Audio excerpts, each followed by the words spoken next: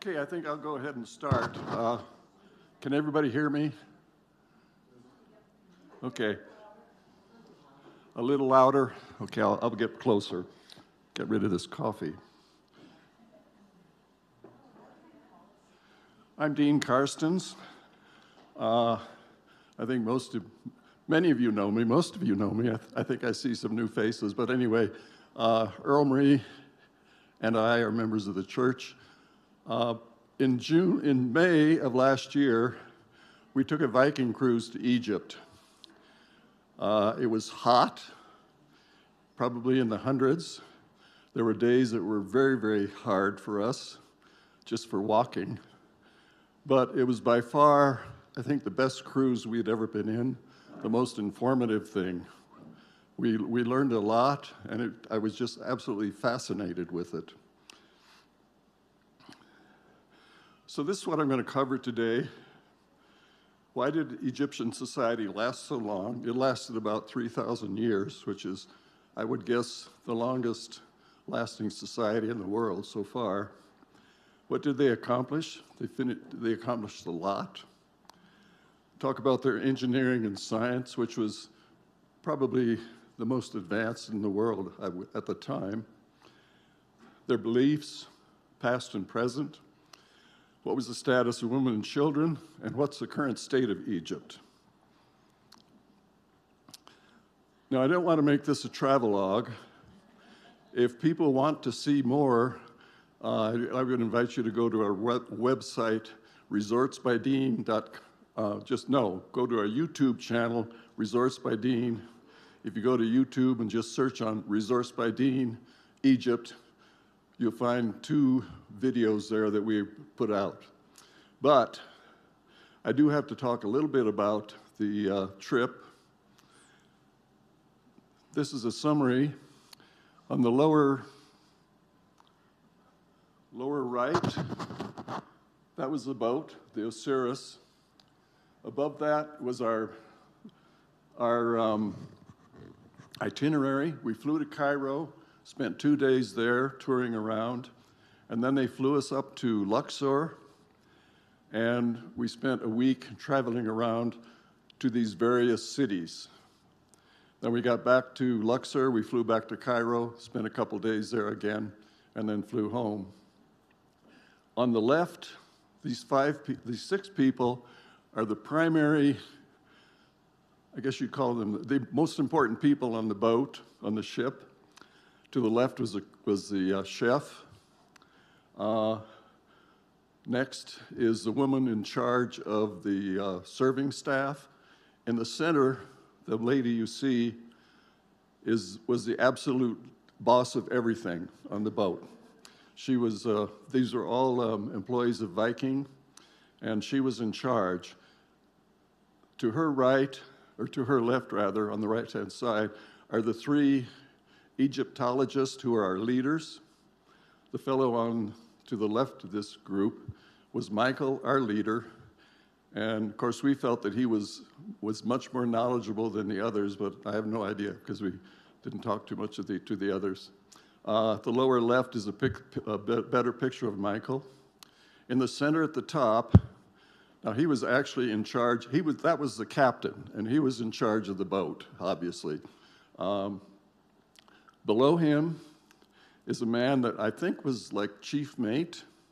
The only time we saw him was standing on the bridge talking on the phone, which was most of the time. He spent a lot of time on his phone. Okay, so why did this society last so long? It lasted 3,000 years. The most important thing they had was the Nile River. Now, before that, it's my understanding that much of the Sahara was arable. But because of climate change, it turned into a desert, and eventually nothing was left except that was along the Nile River. And that's where the Egypt society grew up. Every year it flooded, depositing more fertile soil. This allowed farming where they could raise a lot of extra foods to eat. They had the desert, the Nile River, and the Mediterranean Sea to protect them. They had a very strong centralized governance overseen by pharaohs or kings who liked to do really monumental things. And that gave the state things to do. They kept the people busy. My suspicion is the guys would go farm for maybe a month or two of the year, maybe 3, I don't know how long. And then they'd be just sitting around, and the pharaoh got together with his people and said, well, you know, we got to do something with these guys. Let's go throw some rocks together. And they did. They had a very rich cultural heritage based on the thoughts on the afterlife and the deified ruler. And they had a good military and lots of innovations in agriculture, construction, medicine, and so on. So what did they do? Well, they built 118 pyramids. 80 of these are in current Sudan. They built over 1,000 temples. They had a good basis of writing, starting out with hieroglyphics. And I was going to put together slides on hieroglyphics, but I didn't. Started out with basic symbolisms. Each hieroglyph was a symbol of something. Gradually, they worked that up to where they threw in verbs, and eventually a completely written alphabet based on these hieroglyphics. How does their society compare to others? Starting around 7100 BC, there are at least 10 ancient civilizations that grew up and went away in the Middle East, in India, and in China, and elsewhere. Egypt came along around 3100 when the two Egypts, Upper Egypt and Lower Egypt, were combined into one. And it lasted till 32 BC, or for 3,000 years. Similarly, in Mesoamerica, which is basically Mexico and Central America, there was another society that grew up that also built pyramids. They lasted for 2,700 years until the Spanish came along in 1519. And we know what happened to that. The Greek society lasted for at least 650 years. It's a little bit hard to define what the Greek society was, since it was basically a lot of central city-states that were sort of loosely combined. The Roman Empire lasted for 500 years, and the Muslims began in 610, and I don't know how you would rate that. I'd say their society is still around, but it's not a really major society in my mind. And then Europe obviously started around 0 and is currently going. I don't know if you would consider that a society on the order of Egypt, because things come and go. USA is relatively young. We started in 1607 with the start of Youngstown and lasted till the current year, and we'll see what happens to us. So, as I said, I'm going to talk a little bit more about the afterlife, their belief in the afterlife, but they had a very strong belief in, in the afterlife, and so they wanted to preserve their mummies. They started out with tombs. This is an early example. In Abu Sir, it happens to be as we understand it, for an accountant to the king, and was built in 2290 BC. Now, if you look at the building on the upper left, it was hewn out of a solid rock. So I think they just started chopping down into the bedrock and built it. The building to the left at the top there is a funereal building where the body was prepared. In the middle, you can see Earl Marie going down the stairs into the actual where the burial was made. We went down these stairs. Then there was a passageway about this high, and neither of us went into there, but On the right are the sculptures and the paintings on the building walls of the funereal building there. As you can see, they're quite similar to what they ended up with.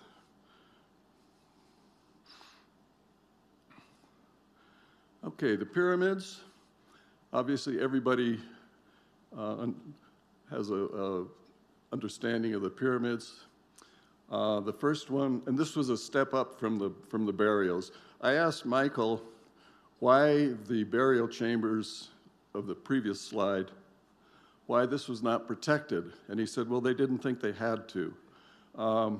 But later on, they found that people were getting into the burials, tomb robbers were robbing them, opening things up, and the kings and the pharaohs were very, very upset about that. So they said, well, let's build something bigger.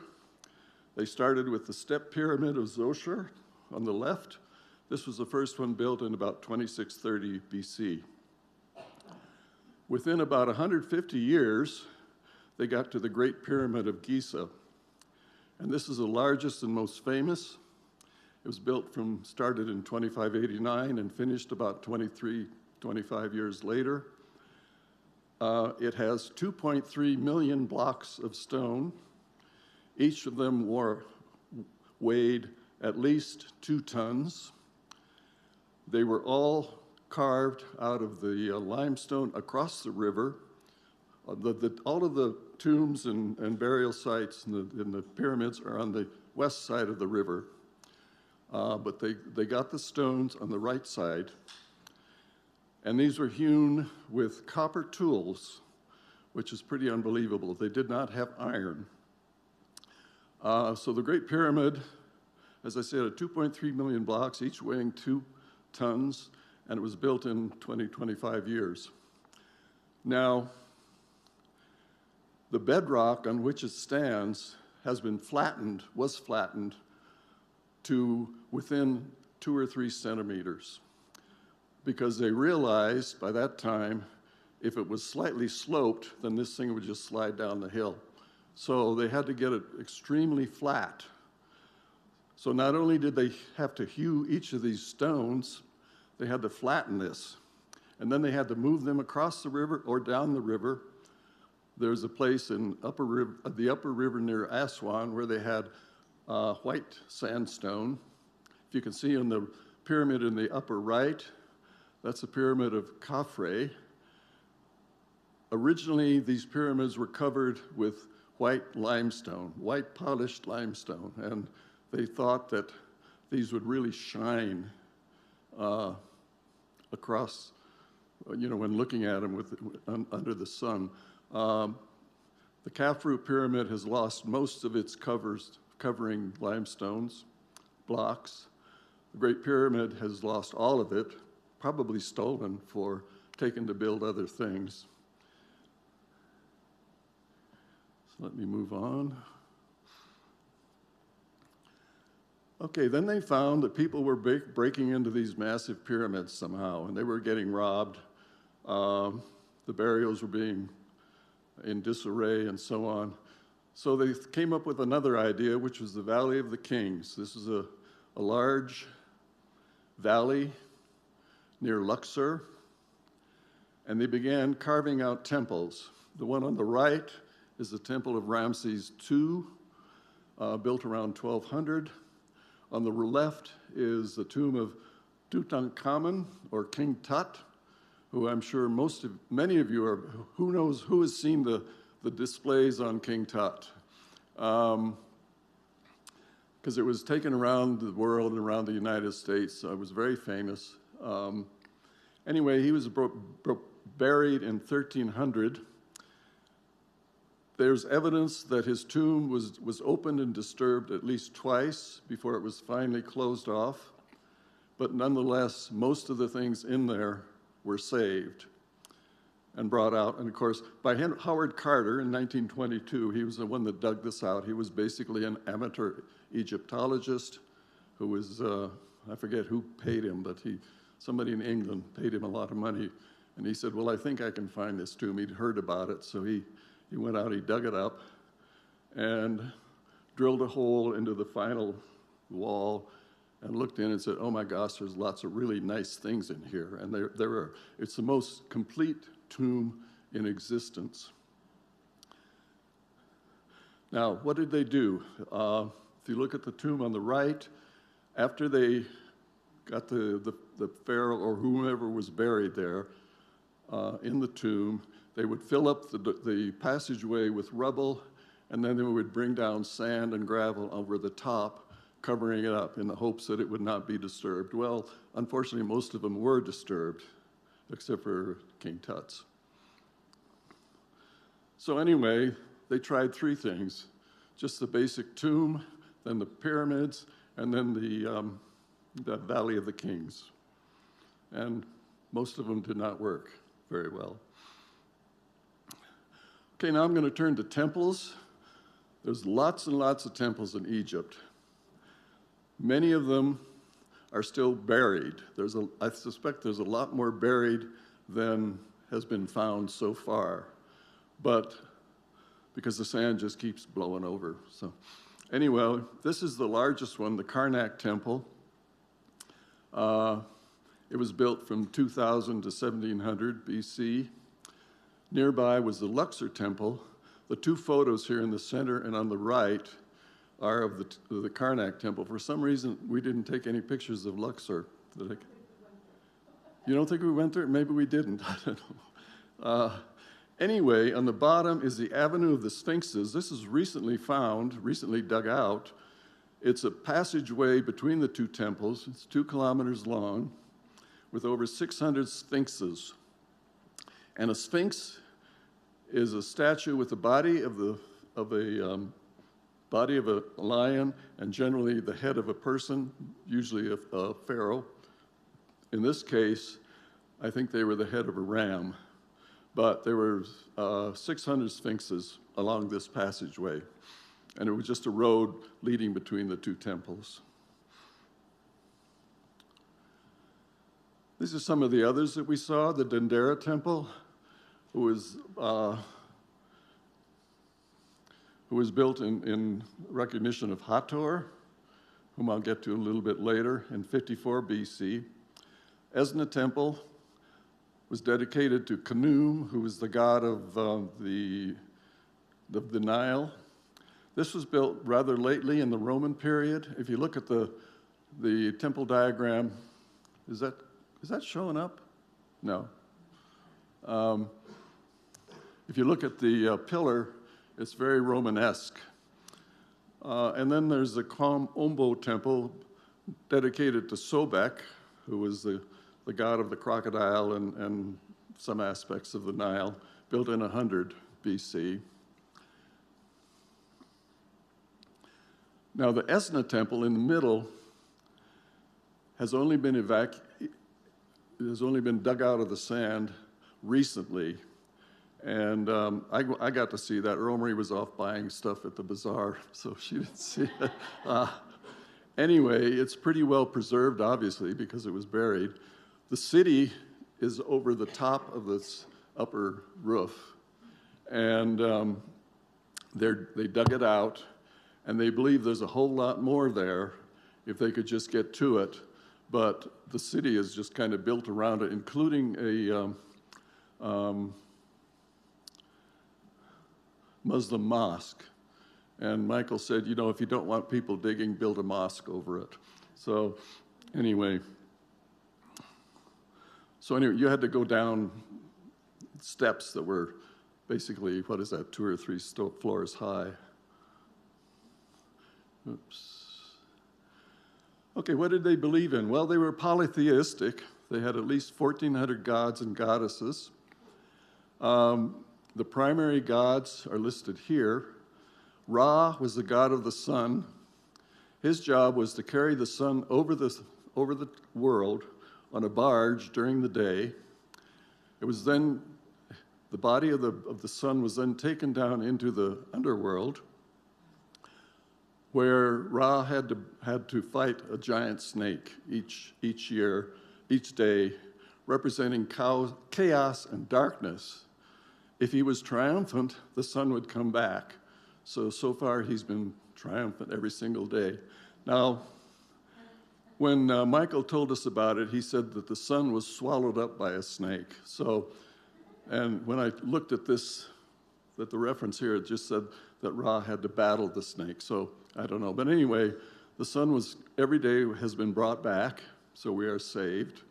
Because obviously, if you don't have the sun, you're not going to have crops. If you don't have crops, you don't have people. So anyway, Amun was a god responsible for creation.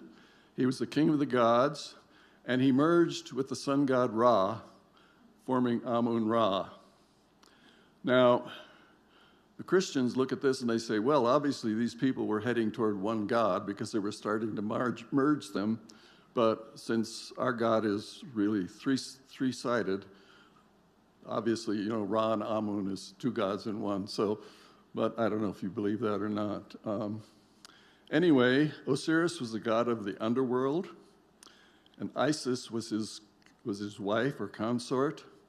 She was the goddess of magic, motherhood, and fertility. In other words, everything female. These are the images of the gods. Hathor is on the left.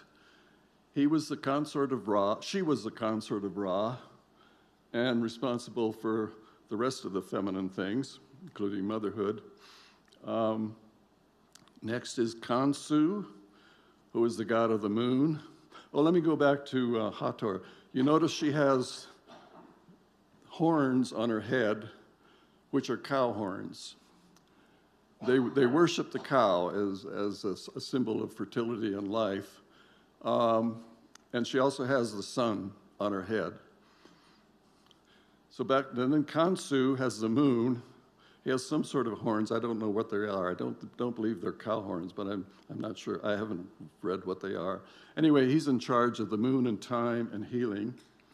Then Mut, motherhood, protection, and the sky. Now you notice her headdress. That's the double headdress representing the two pieces of Egypt, Upper and Lower Egypt, that were combined into one. And you sometimes see those on the pharaohs. Then there's Khnum, who is represented by a crocodile, and he's responsible for creation, fertility in the Nile River. And finally, Amun-Ra, which is the combination of the two gods, Amun and Ra. The pharaoh was considered to be a son of a god, and so he was basically the earthly embodiment of Ra. He was responsible for maintaining Ma'at, which was balance and order over chaos. That was his one big job. And he reinforced the stability of the state. Okay, beliefs in the afterlife. Well, they looked at the sun and they said, well, the sun is born, crosses over, it dies, it goes through the underworld, and it comes back every single day. So that must happen to us. When we die, obviously we're going to be taken to the underworld, and if we're good, we'll be taken to a good place. If we've been bad, we'll just kind of disappear.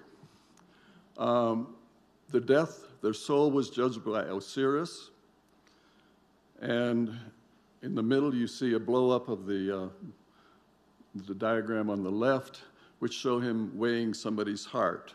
If your heart was heavy, then you were obviously a good person, and you could go to the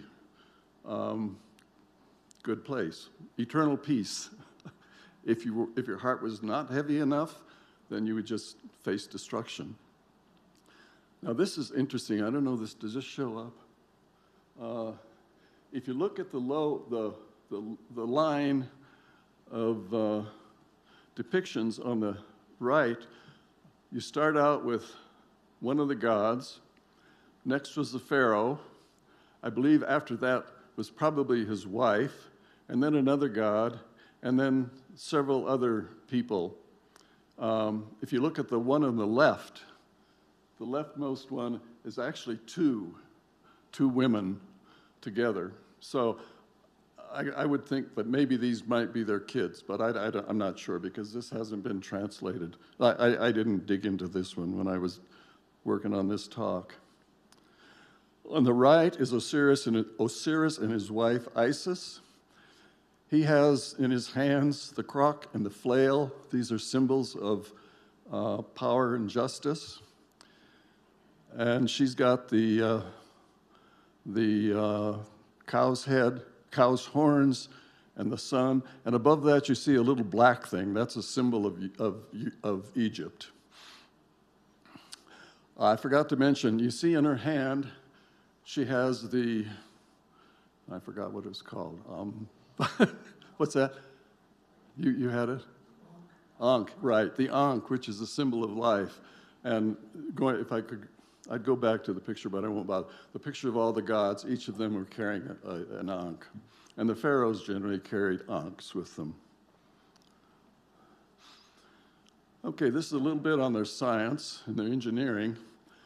The block on the left, if you look at it, the cross section is a rectangle. It's not a square, as you might expect.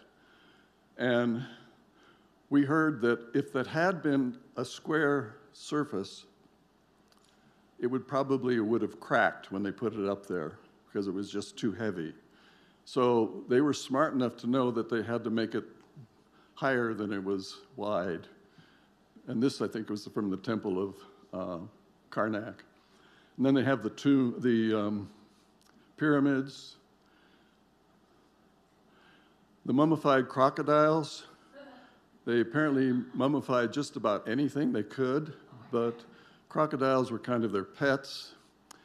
In the center is a well that the priests used to determine what the level of flooding was going to be that year. The priests were responsible for telling the society what sort of flooding they were going to have, and therefore what sort of crops they would raise. And this was about probably 100 yards from the river. They dug down to where they could the level of the water level. As it rose, as the Nile rose, it would raise here, and based on how fast that was coming up, they could predict how high the flood was going to be that year, and they could divine the flood. The Dendera zodiac. This is very interesting, and we've got a video of it, but unfortunately, it's hard to understand what Michael was saying there. But it's a zodiac of the sky. On the left is the east, on the right is the west, and there are three symbols: one that represents the sun, one represents the moon, and one represents the earth. And these are lined up.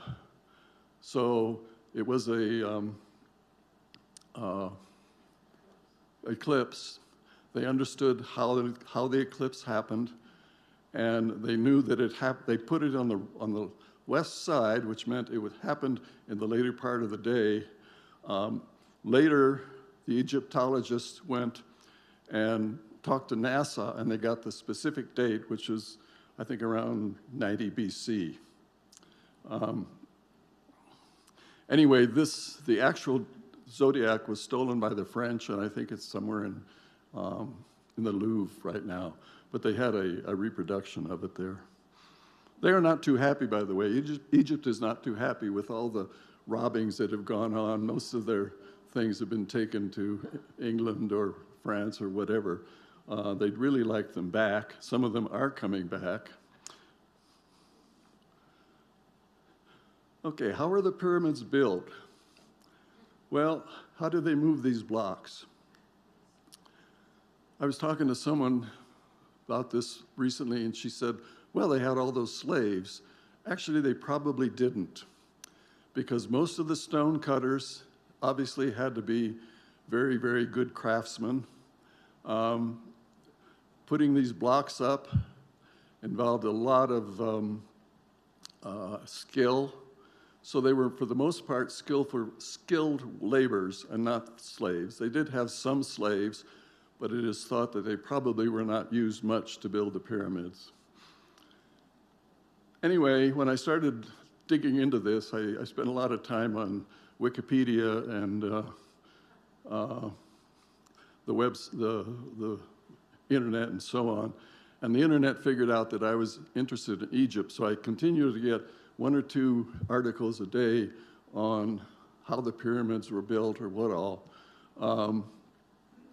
One of these recent theories is that there was a long channel from the or passageway that obviously went back to the river, and this canal passed through the pyramid regions with side canals going up to the locations of the pyramids.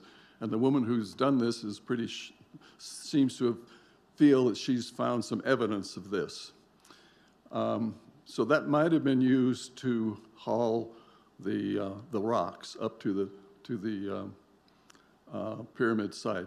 However, down on the river, they showed us a harbor where the remains of some of the blocks and so on, where they were bringing boats up and unloading the blocks.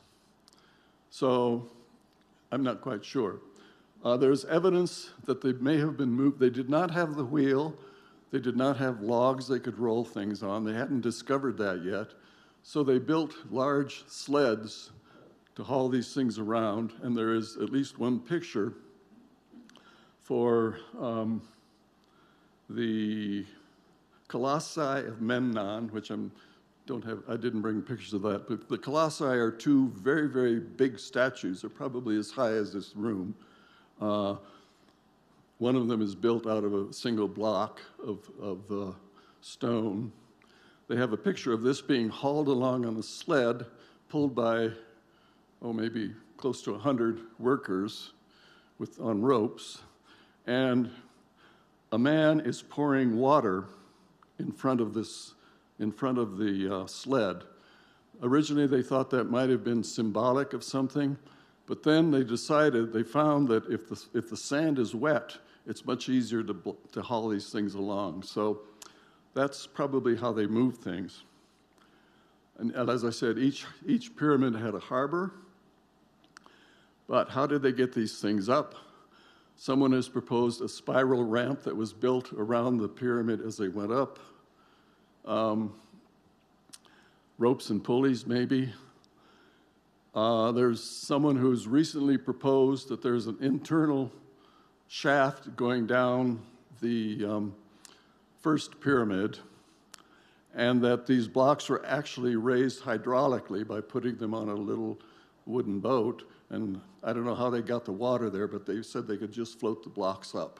Now, that to me seems really, really hard, so I don't know if that's true or not, but that's some of the clues that they have, but how they put these things together is really not understood. And let me point out with the Great Pyramid, 2.3 million blocks built on the order of 25 years.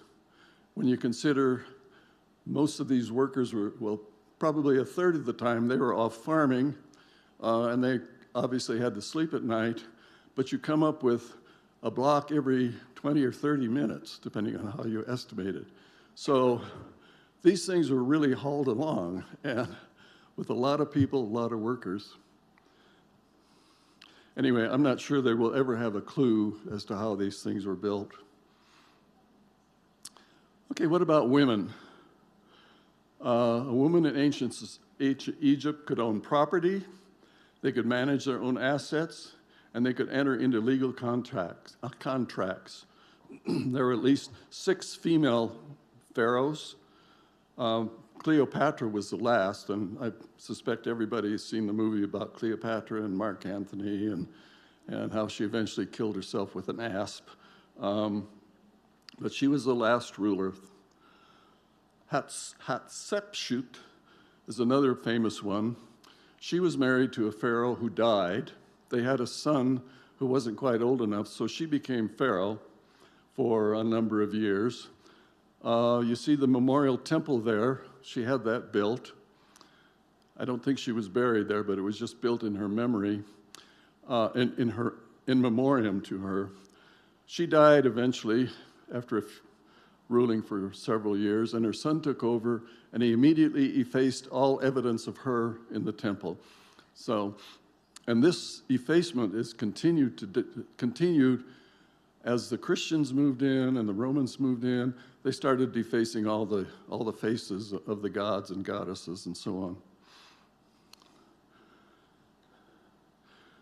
Okay, in about 1945, Muhammad Ali, not the famous fighter, but the man who the famous fighter was named after, I assume, was a leader in Egypt, and he was considered to be the founder of modern Egypt.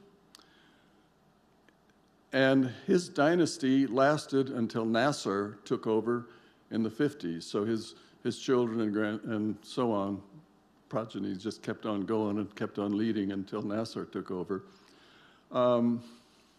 Egypt is not in good shape economically. 32% are below the poverty line. Their inflation is on the order of 26%, and at least 7% are unemployed. One thing, the homeless can live in the grave sites, in the graveyards. There are buildings in the graveyards, and they allow the homeless to build there. It's tremendously overpopulated with close to 120 million people. 60% of those are under 30. Now, I found a number, 1.75% growth per year. I'm not too sure how good that is. Also, same reference gave 9 million migrants and refugees per year. That doesn't make sense with respect to a 2% growth.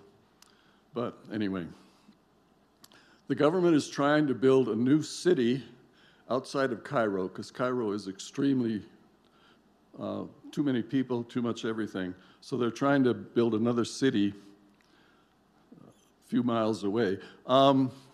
Upper left, that's a photo of the inside of Muhammad Ali's mosque.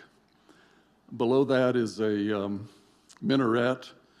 Somewhere we have a recording of the, who's the guy that speaks over the minaret? I forget. The call to prayer, but I can't remember what the guy's called. Anyway, with a call to prayer, but I couldn't find it, so it's lost in our photos somewhere. Anyway, they have a call to prayer a number of times a day. I can't think of his name. Anyway, he no longer has to climb to the top and yell out. They've got speakers, and he's downstairs talking into a speaker. But it was actually very beautiful to listen to it. Huh?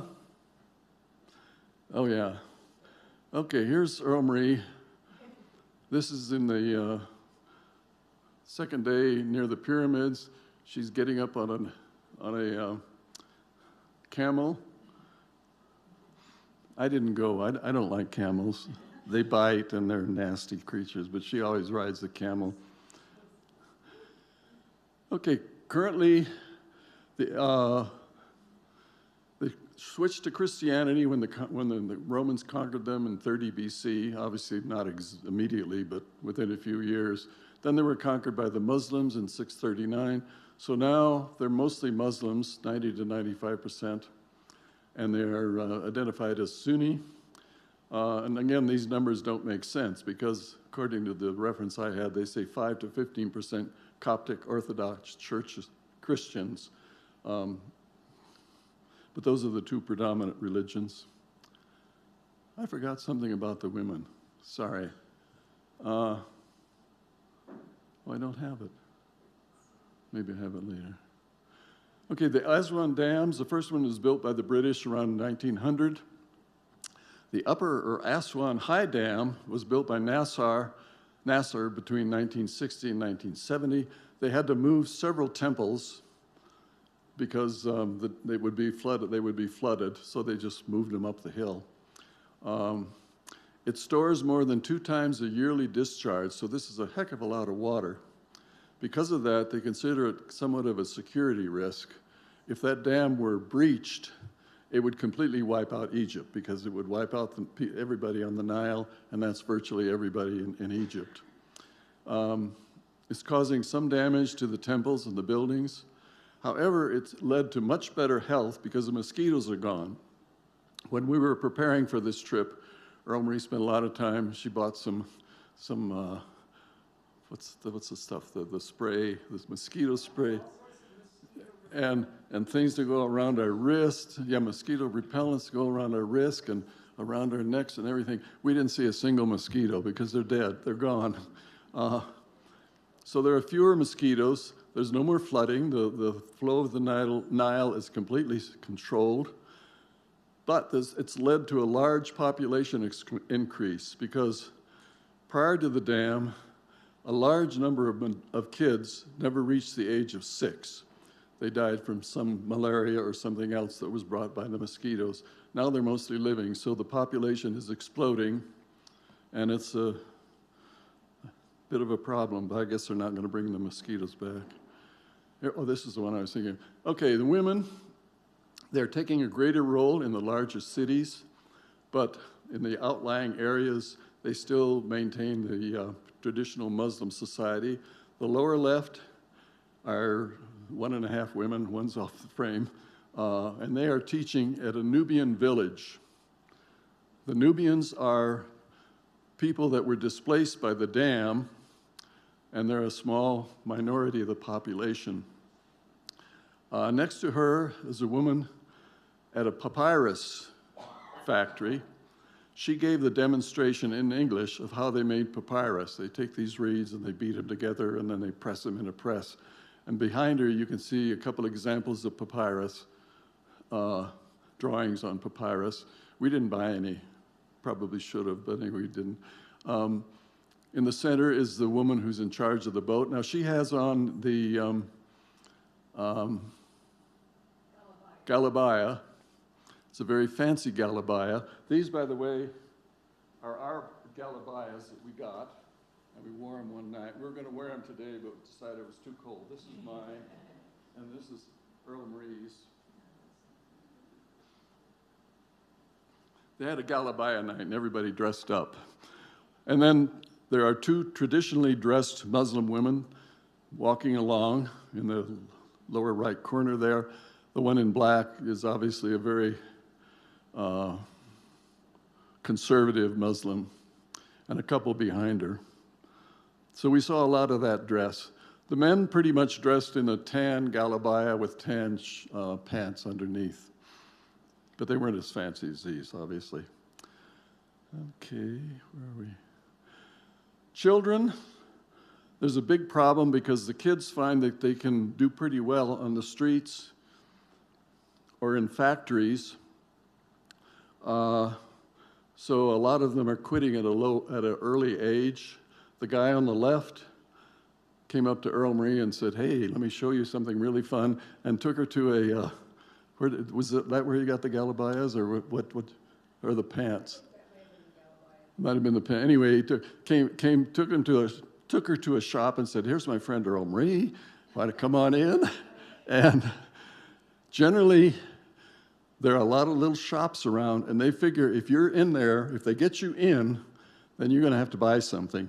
And they're very, very persistent, and it's hard not to walk out of a shop without buying it. One example, we came to some temple. We were getting off the bus, and we had to walk through a area with a lot of little shops. And this guy came up to us and said, "I'm Mohammed. I have a shop number 7. Don't forget, Mohammed, shop number 7. And he followed us all the way. "This is my shop. Come back and see me." Well, it turned out we went in, saw the temple, came out a different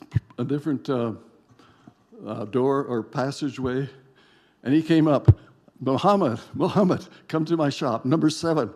And we, of course, said, no. He followed us all the way back to the bus, which was about 200 yards. Finally, I think we gave him $1 and he went away, but very, very persistent. The boys in the center, we were on a little boat going to see one of the islands, and these guys just hang out in the river. When a boat comes by, they paddle really, really fast, try to get up to the boat and hang on to it, stick their heads over and start singing. They sang 3 songs. One of them was tell me, I can't. Frere Jacques. And they seem to think to know that, yeah, they were French songs. Anyway, they were looking for money, obviously. And then these guys on the right are in a, there they go, are in a rug factory. You see them looking at a diagram there to tell him what to do. They are tying knots very, very fast. And then they beat them down. It was a huge room with rugs, probably twice as big as this room, and lots of rugs. Again, we didn't buy any. But I don't think that these little boys made all these rugs because it takes them a long time. Oops, it's not switching. What's wrong? There we go. Okay, this is a few pictures of Cairo. The one in the center is from our hotel looking down on the river, the Nile River, and you can see what looks like a double 3-lane road. You notice there aren't any markings. If we could see closer, you would see women running back and forth between these cars, and the cars are traveling at a great speed. Someone told us that the only rule in driving there is fill the gap. And these guys were just going back and forth, in and out. I one day said to Earl Marie, why don't we just go out and try it? And she said, no. So on the right is a picture from the bus. There's a lot of stuff on the roof. Everything they have that's not used, they throw up on the roof in the case they might need it. It's sort of like my backyard. Just a lot of stuff. In the middle is a cemetery, and you see the little building that the homeless can live in. You can also see the state of the barrier at the side of the road. I'd hate to think of what would happen if we crash into it. So they have problems. Population and growth is a big problem. No control of who does what. An example of that was you decide to have a business. You set up a little stall and you set up a business selling whatever. Somebody comes along and says, oh, that looks pretty good. He builds his business, brings in a stall right in front of you selling the same thing. There is no control over that. And the traffic is astonishing.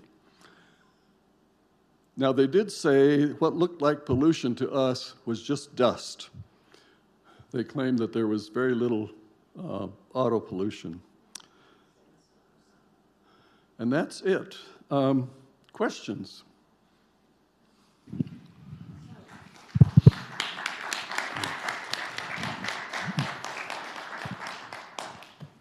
Yeah. Did they allow you to take pictures? Yeah. No problem at all. No, they were never told us anything about it, So, have you been there? No. Oh, okay, you kept nodding. I thought you'd maybe been there. So, anything else? Yeah. So you went with Viking cruises? Oh, yeah, I'm sorry, we went with Viking, yeah. And I'm sure everybody knows Viking. If you listen to PBS, you see nothing but Viking ads. And that's the guy you see is the owner of Viking. If you see a woman, it's his daughter. It's a very family-oriented company. Also, I wanted to know, you mentioned a hotel too, so it was a cruise hotel Everything was together, yeah. Okay. Everything was together. They handled the hotel, they handled the airline, flying over there, we signed up with them and everything. So we've done 4 Viking cruises. We've done a lot of cruises in our life. People who know us know that we travel a lot, but we've done 4 with Viking and are quite happy with it. There are a lot of things that they give that other cruise companies don't, like you get a tour every day, guaranteed. You also are guaranteed all the beer and wine you want to drink at dinner and lunch. So that's another thing. The other companies will charge you for that. So I don't know. I think it's worth it. But we really like Viking. And of course, they really like us. So they keep saying, come back. Yeah. I'm actually going there in April with Overseas Adventure Travel, Okay. OAT, and I had a couple questions. So did you find that you had to barter for everything? Did they give you like a tourist price versus what the real price was? We didn't buy anything much. Well, everything we bought is over here.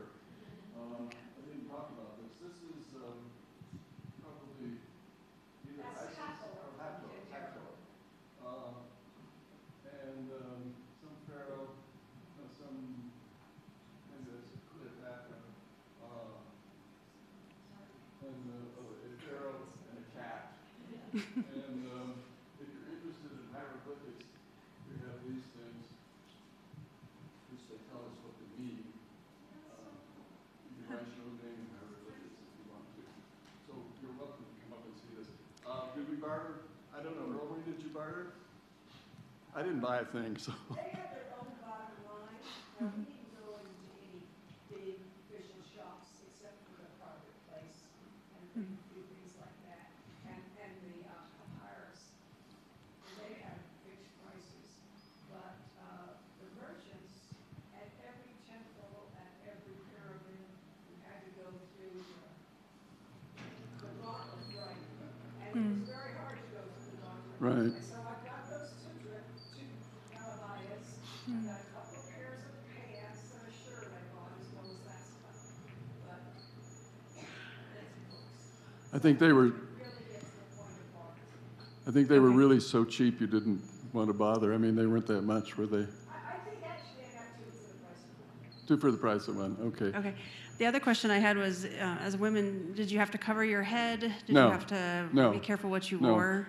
And the people, the Egyptians that were not strictly Muslim did not cover their heads either. All the people on the boats, when they were, as far as I know, when they went off site, did not. The Egyptologist in the middle was a woman. She gave a very nice talk on women, by the way. And the big question was, what do they wear under those things? And she said, lots of layers. So anyway, Okay. no, we didn't have to cover our head. I think Egypt's pretty. We had to cover our shoulders when we went into the mosque. Yes. And we had to cover our Right. shoes because of the I lost a cover on my shoe, and I had to hop around until I could get another one. Obviously, they don't want dirt and filth brought into their religious place, so covering their shoes is very important. But that was the only thing. You didn't cover your head in the mosque, but your shoulders had to be covered. And it was okay. They spoke pretty good English, so you could understand guides, or was it difficult? Oh, the guides are very good. No, they speak Yeah. very good English. For the woman, she started studying English when she first entered school. She was a daughter of a fairly wealthy family, and they put her to a private school, I think. And she started learning English at the very start and all through. But even the guys on the street spoke enough to get along. So it was not a problem. Incidentally, another example of the shops, I was outside of one, and the man said, come on in, I've got a gift for you. And he had this alabaster carving, and he said, now look at this. And he held it up to a hole where the sunlight was going. See that? See how it's translucent? It's a gift for you. And eventually it got down to the point that he wanted like $10 or so, and I didn't really want the carving. So it took me a long time to get out of that shop. So, but I managed somehow. Other questions? Yeah. You showed an image of the interior of Pharaoh Tut. Yeah. And on the wall of the tomb, there were repeated figures. Yeah. And it seemed that they were carrying something low, which I suspect might be a barge with sons. So what's the repetition? So like the figures were repeated. He didn't go into a lot of information on the things on the walls. There were so many of them that it would be, and I doubt that we would have remembered. So I don't know. I think if you dug into the web, you could find out some of the meanings. One thing we did learn is hieroglyphics go all directions. They can go back and forth. They can go up and down. And the way the person is facing is the way you're supposed to read them. And he sometimes would translate some of the hieroglyphics, but yeah, I don't remember. So the images are basically flat. Right. I mean, I learned this in art history 101, but the images are basically flat. But I also noticed, and this is a gender thing, was there a gender to the ones with animal heads? The ones with animal heads, I forgot to mention that, are all gods. If you see an animal head, it's a god. And, well, yeah, or a sphinx, but those are probably gods too. So, for sure, and those you can look up. I mean, like the one that looked like a crocodile, you can look that up. If you just go on the I don't know if people are familiar these days with Copilot, which has come out, which is an AI thing for Windows machines. If you just type in Egyptian god with crocodile head, it will tell you all sorts of stuff. Or you could probably just do that on the web. Just put that in the search thing and find out a lot. They were fascinating, but we were overwhelmed with information. And incidentally, I really enjoyed putting this talk together because I learned so much. And Romery started pushing me back about the 1st of December. She says, how's your talk going? Well, I can do that in a day.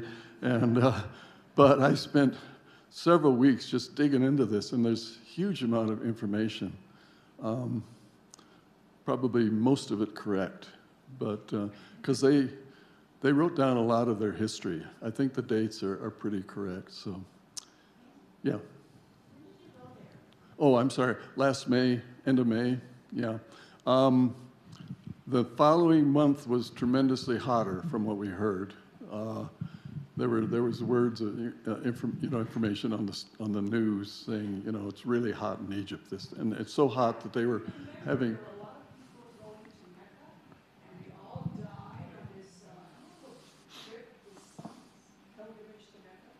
Yeah, so the earlier you can go, the better. Is that? There it is. I thought I heard you. I know very little about Egypt. Uh-huh. I was interested to hear how many pyramids there are in Sudan. Well, Sudan was part of Egypt originally. Egypt was much broader. I don't know the history of Sudan, but they built them and then they came along and defined the border with Sudan. I think it's a recent country, so, but that's why. They were built as part of Egypt. Okay. So do they tend to be smaller scale? Don't know. You don't know. Okay. These were the only Fascinating. pyramids we saw. We did not spend a lot of time on the pyramids because when you see the first one and the last biggest one, you've pretty much seen everything. So there's a lot of things I think that are published that are probably wrong. Because at one time when I was a kid, I got an article on pyramids and they said, well, they started small and they kept getting bigger and bigger and bigger, and then you would find a pyramid that was in rubble, and they said that was because it collapsed. Also, they originally started with a 45 degrees and they shifted to a 30 degree. And the theory was that's because the larger ones would have collapsed. Oh, there's a bent pyramid, which is fascinating. It starts at 45 degrees, then it goes to 30. And I think what happened is they were chugging along, and all of a sudden I think they had to have some knowledge of math and engineering, because I think somebody came along and said, if we keep going at this angle, the thing's going to fall down. So some of it was might have been trial and error. Yeah, learning through play. Yeah. So did you see crocodiles? We did. But in the Nubian village, they had a little hole full of pet crocodiles. So, not in the river. No, these kids were pedaling all over the river, and I don't think they would have been there if there were crocodiles. So So, if you're interested, we have a lot more pictures on the YouTube things that Dean has put together. And that, as he said, was YouTube Resorts by Dean, Egypt? Resorts by Dean, Egypt, and you'll probably find them. So Yeah. just search with it, YouTube. Oh, you did it? I found it, yeah. Oh, okay. You found it. Good for you. Yeah. They're not very good videos, but they got a lot of nice pictures. So, yeah. Okay. As part part of the tour, did you visit the new Antoine Dam? Oh, yeah.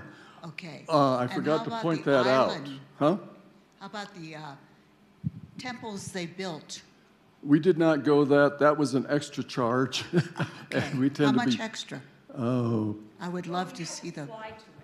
you had to fly to it, so it I was, thought it was just off the You know, there may be several.